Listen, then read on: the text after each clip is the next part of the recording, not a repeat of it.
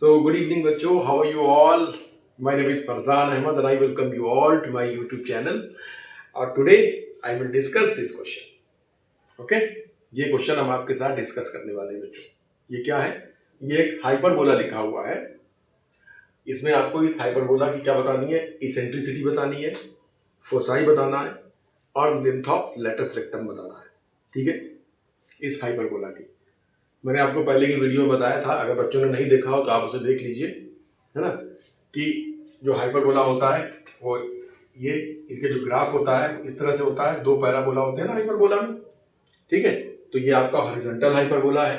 ठीक है, और यहाँ पर इसकी दो फोसाई होती हैं, एक एस है एक एस डैश है. ठीक है, तो लेटस रेक्टम क्या चीज होती है? लेटस रेक्टम वो लाइन होती है जो कि फोकस से पास करती है ऐसे, और ये एक्स एक्सिस के साथ ये परपेंडिकुलर होती है. ये लेटस रेक्टम एल डैश.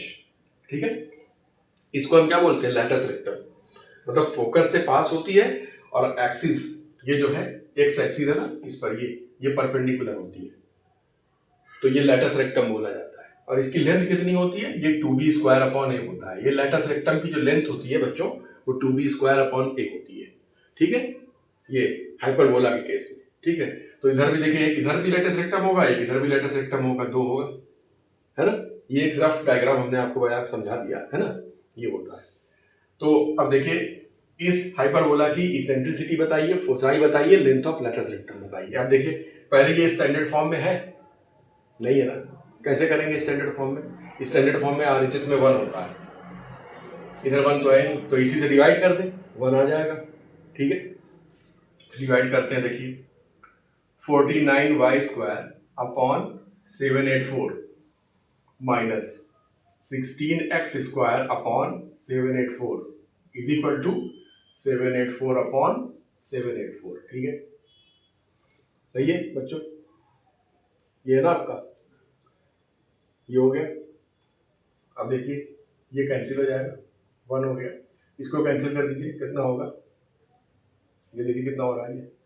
ये 49 से कितनी बार कैंसिल हो रहा है? देखिए, ये कितनी बार में कैंसिल हो रहा है? आप देखिए, ये 16 आएगा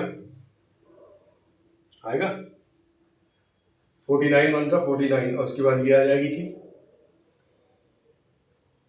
आएगी. आप मल्टीप्लाई भी करके देख सकते हैं 16 को 49 से, यही चीज आएगी आपको, देख लीजिए. और ये यहाँ देखिए, इसको करिए, ये 16 4 सा 64 होता है, ये आ रहा है. ठीक है, आप देखिए क्या आ गया, y² माइनस x²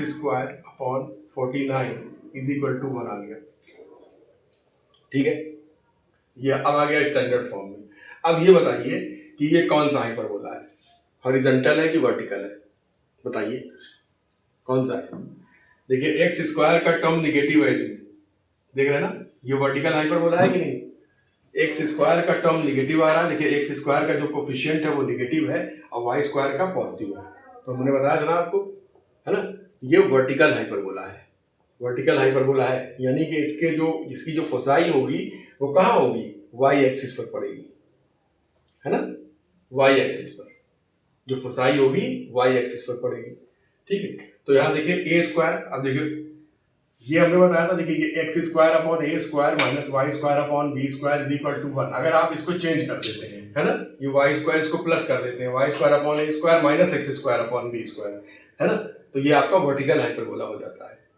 ठीक है, तो अब देखिए, यहां से अगर आप इसको कंपैरिजन करें तो ये वाला केस आ रहा है. यहां देखिए, ये देखिए, y² minus x² is equal to 1. ये क्या है? ये वर्टिकल हाइपरबोला है ना.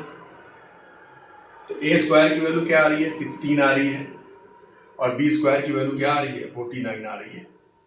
ठीक है, ठीक है, 49 आ रही है. अब देखिए, तो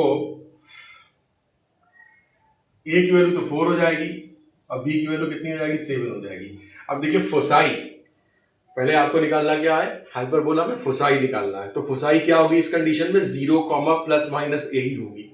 तो पहले आप इसेंट्रिसिटी निकाल लीजिए.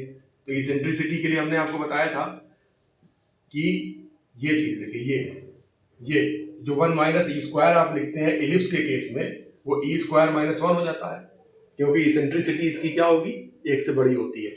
अब देखिए बी स्क्वायर की क्या वैल्यू है, 49 है, ए स्क्वायर की क्या वैल्यू है, 16 है, ई स्क्वायर माइनस 1।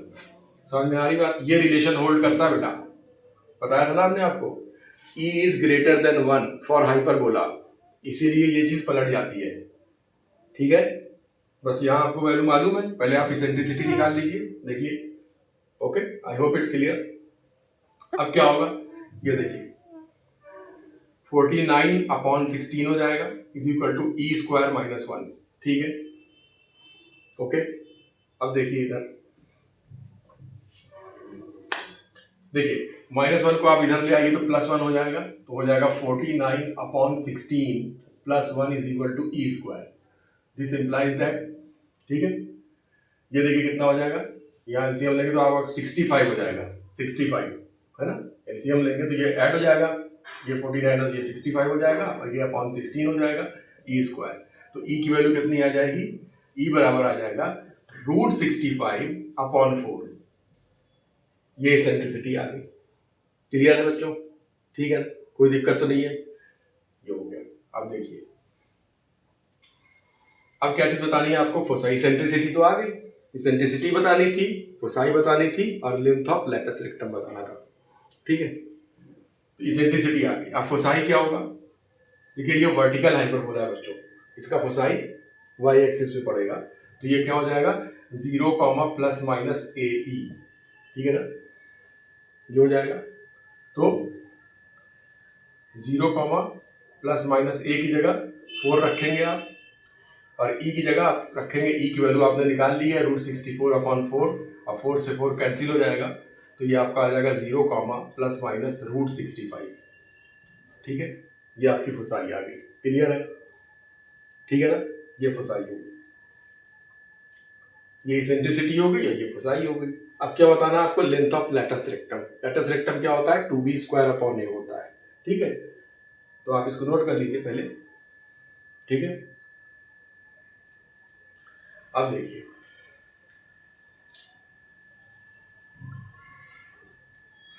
लैटिस रेक्टम, देखिए लैटिस रेक्टम निकालेंगे जब, तो लैटिस रेक्टम, ठीक है,